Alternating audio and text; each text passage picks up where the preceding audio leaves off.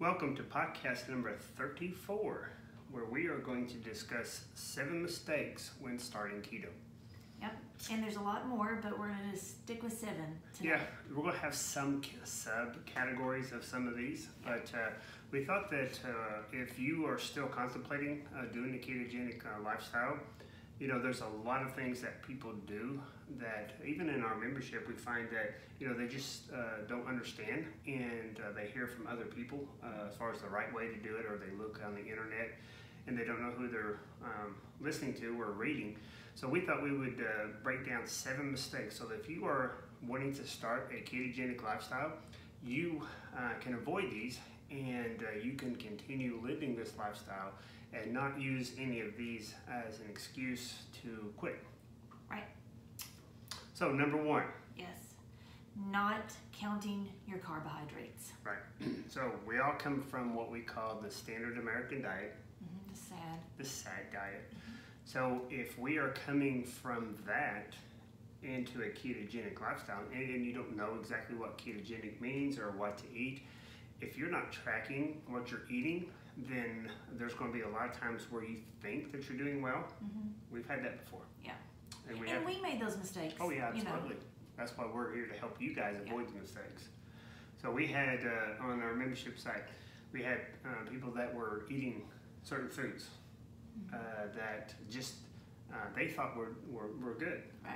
I have people that eat you know, certain types of beans, not green beans, but certain types of beans. Or just grains like the quinoa, you know, things that you think are healthy grains, and it's not that you can never have them. We want to always preface that. It's not that you can never have something. Right. But it's just for ketogenic, when Especially you're trying, especially at the beginning, when you are really trying to get your body from being a sugar burner to a fat burner, is what we're talking about.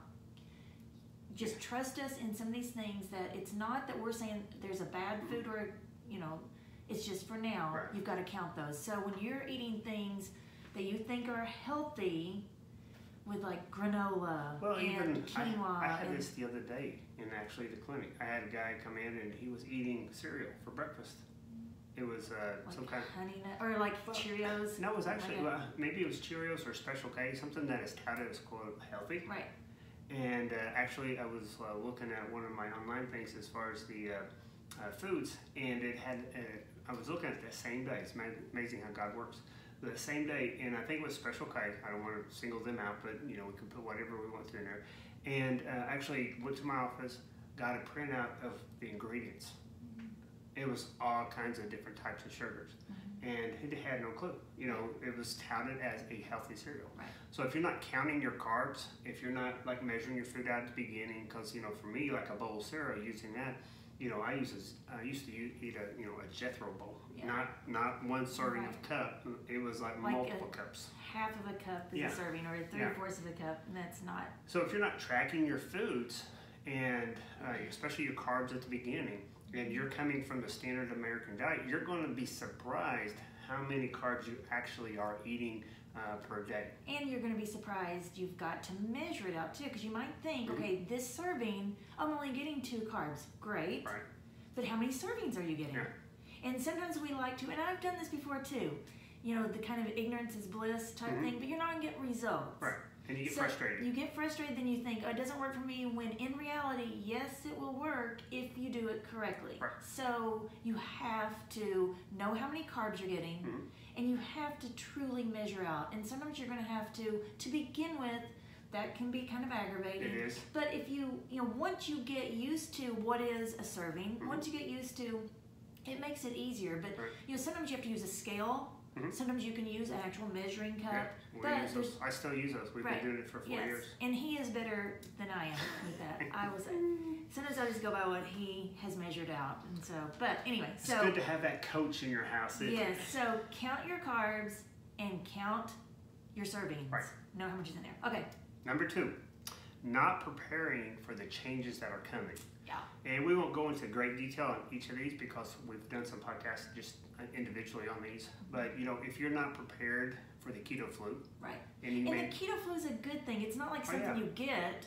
If you get, what I would want to tell people, like people try to avoid it, and you're not going to be deathly ill or anything. Embrace it. Yes, think, yay, hey, this means my body is changing, and it's going from being a sugar burner. It wants that sugar. It's detoxing from that sugar and your electrolytes and all those things. It's wanting to change over, and it's fighting it, of course. Right. It needs energy. So yes. So think of the keto flu as a good thing, a passage, right? Like a badge of honor. Yes, a badge of honor. That's what I was going to say. Yeah. All right. So with keto flu, we're talking about electrolytes, and water. So if you're not getting enough electrolytes, if you're not salting your food, sometimes that can cause problems. Personally, I don't think you have, but I know I have, maybe have. But I've had to put some salt in some water because I felt dizzy or I felt tired. To do that, yeah. So if you're not preparing for these things, these are things that will get in your way. These are roadblocks that you'll quit. But if you understand these at the beginning, you're gonna fly through this. Get some pink Himalayan salt and just put it in there. Be ready. And the other one of the electrolytes is magnesium.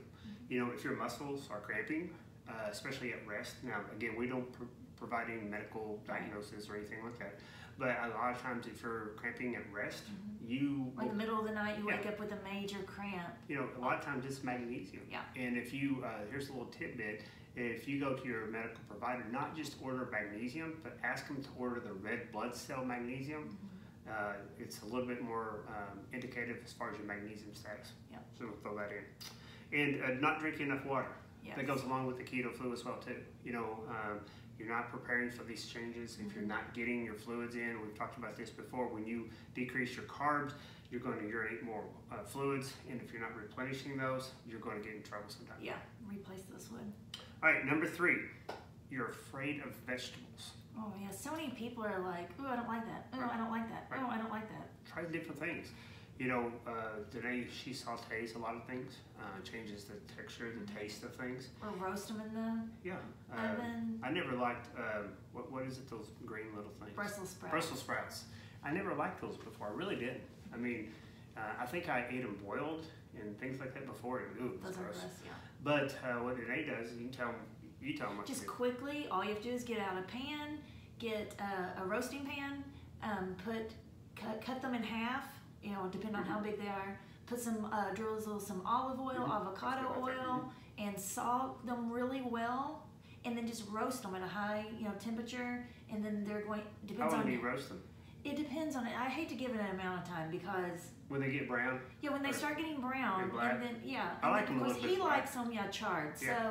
So just get them good and roasted, and it's amazing how good they taste. They really do. Yeah, especially you've got to get enough salt on them also, so they kind of give that just like it kind of replaces that, not a French fry by any means, but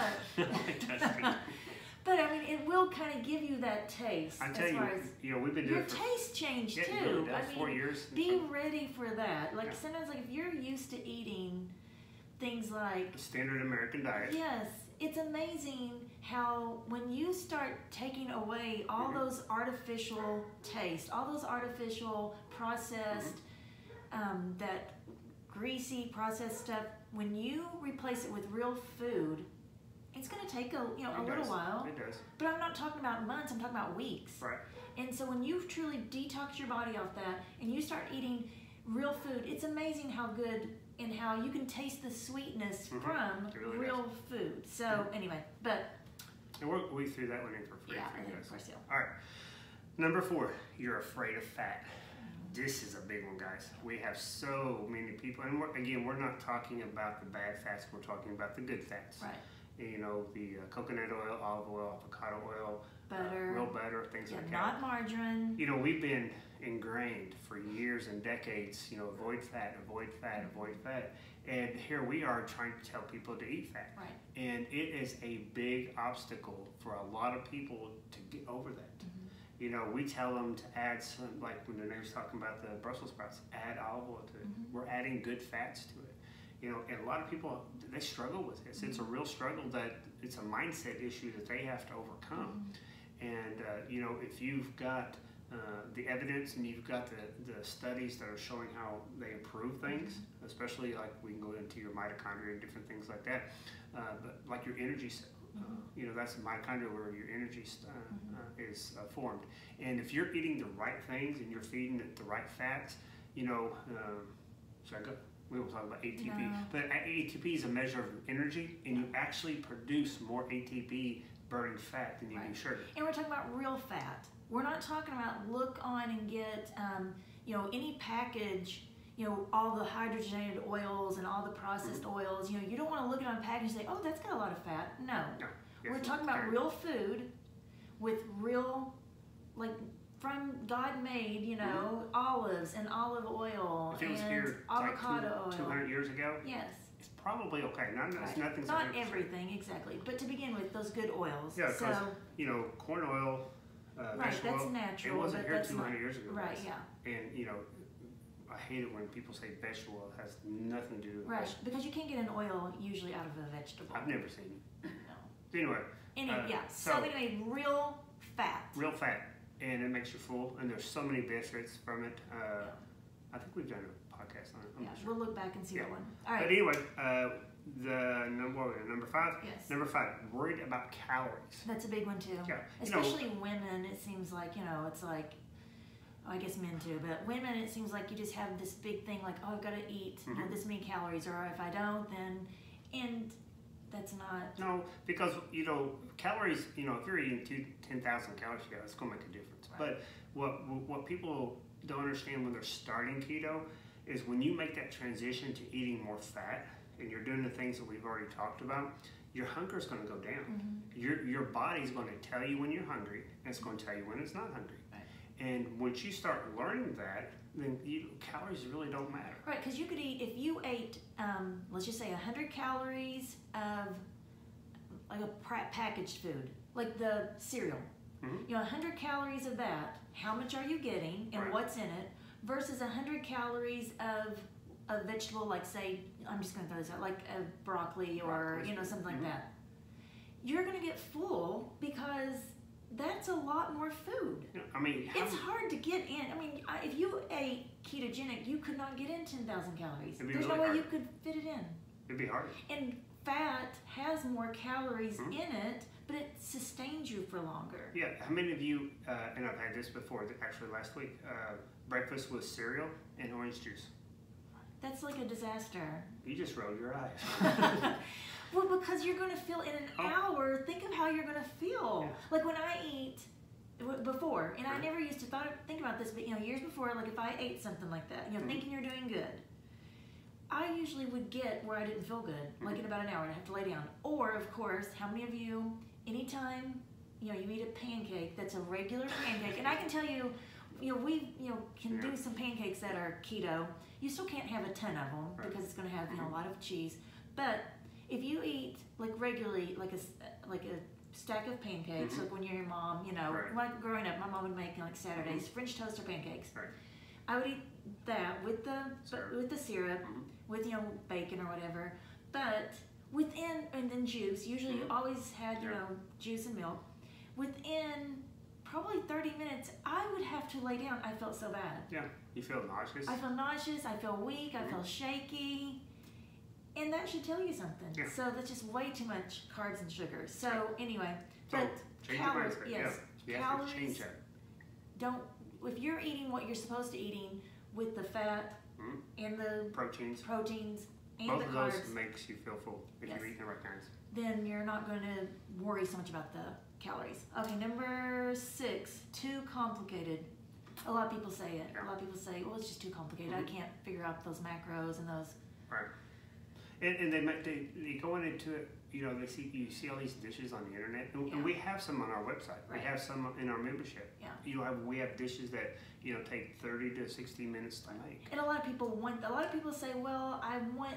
Some people like that. Yeah. Some people, but a lot of people, myself included, I don't like that. If it takes me longer than 15 minutes sometimes to make something, I get frustrated. Yeah. And I truthfully, and this, I'm going to throw this out. I may already have. A lot of people will want to ask about, Kevin will say, oh, I'll get Danae to put that recipe. Oh, I'll get Danae. It's not that I don't want to give it. It's just, I am telling you, I'm a horrible recipe. Anybody who knows me knows Danae does not do recipes. Right. I just improvise and I just do this or that, and that's really been hard for me. We're trying to change it. I am trying to change, and I'm trying to, and then I'm always one of those, okay, what did I put in it? And if I'm not perfect on it, I hate to give it out. Right. So I'm trying to change on that. But keep it simple. Keep it simple. If you're going to start out a meal, have steak with a salad and whatever. Chicken with Brussels sprouts or broccoli. Add a little bit of cheese on it. Right. So we want to say keep it simple. Don't try to make all these big things. People with all you can use all these ingredients. Right. You can use almond flour and coconut flour, but sometimes it starts getting too much. Well, I think, and I'm not a cook, so I'm going to just say that from the beginning. Yeah. I don't cook. He does not. I don't cook. What I see is if people can keep it simple and do the simple things, buying a rotisserie chicken from the grocery store that's already made. Look, I bought 2 for this week, and sometimes, of course, he'll roll his eyes. But for me, I'm just like, sometimes they're so small, it's like, well, I know I may as well go ahead and get 2. Right. So, but it just makes it simple because you can, like, I've just had it before, just have it by itself. That's what we had last Sometimes night. I'm like, I don't really feel like, having a salad, so I'm just going to eat it by itself. And it's very filling, and it's not your last meal. It's, Lord willing, it is not our last meal. Right.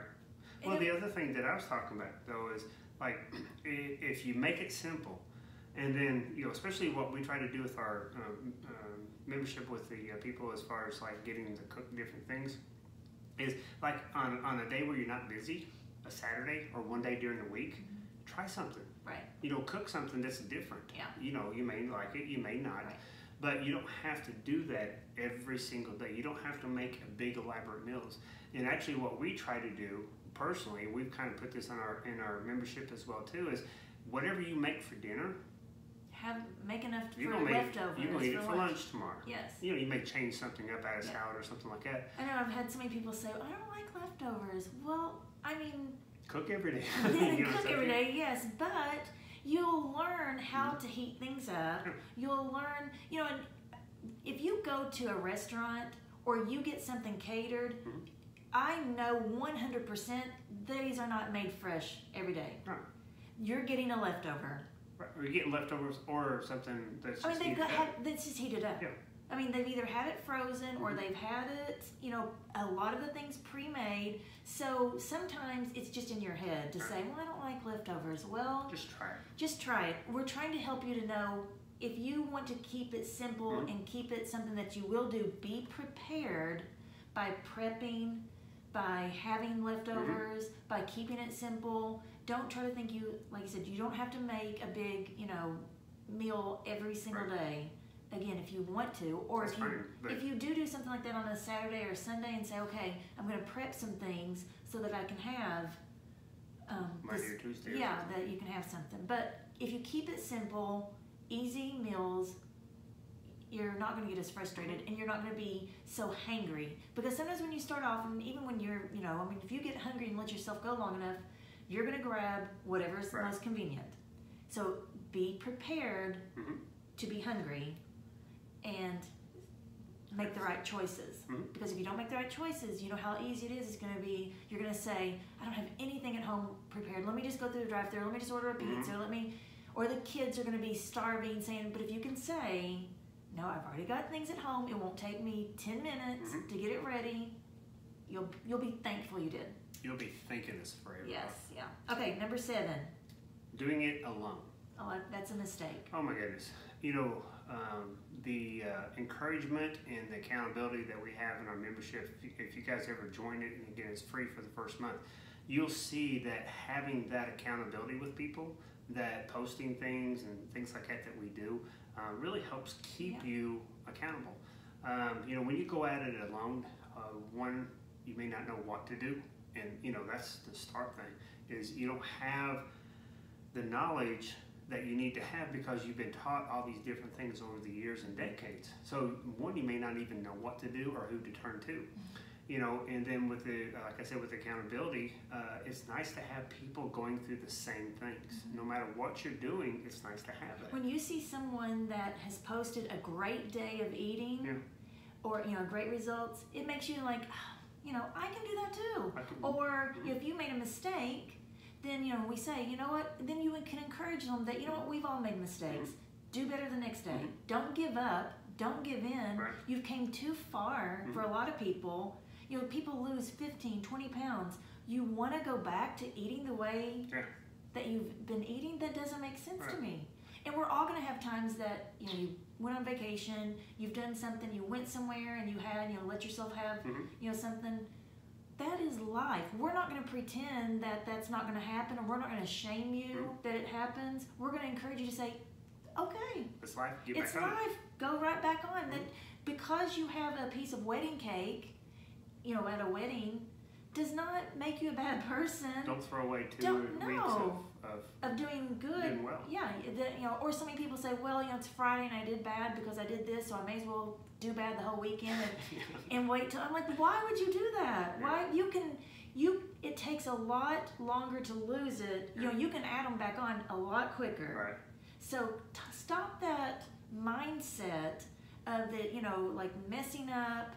You know, forget it. Wait till Monday. Do good on Monday, Tuesday. Mess up. Right. It is a cycle that we are here to help you to break that cycle and get you to realize we've all been there.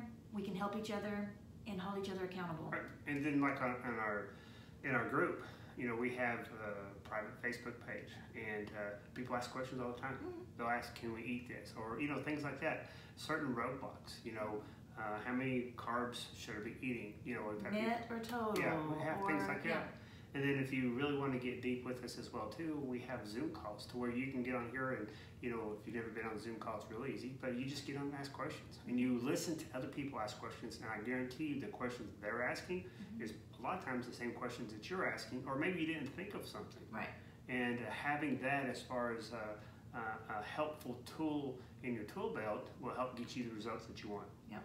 So that's the 7 mistakes when starting keto that you can do your best to avoid. You'll get the results that you want. Right. Absolutely. All right. Our verse of the week. Yes, I want to give 2 Timothy 3:12 is Paul, of course, is talking to Timothy, and he's saying, yes, and all who desire to live godly in Christ Jesus will suffer persecution. Right now, today, with everything going on, you know, we're still, for us, when this is going on, we are still, things are starting to open up with the coronavirus. You know, certain things are opening up. Of course, then, you know, you're starting to see more testing, you know, more spikes. And then all the things that are just going on in the different cities, and just the sadness. And, you know, I don't want to get into it because, you know, politically and all that. But, of course, our heart goes out to anybody who is mistreated, no matter the color.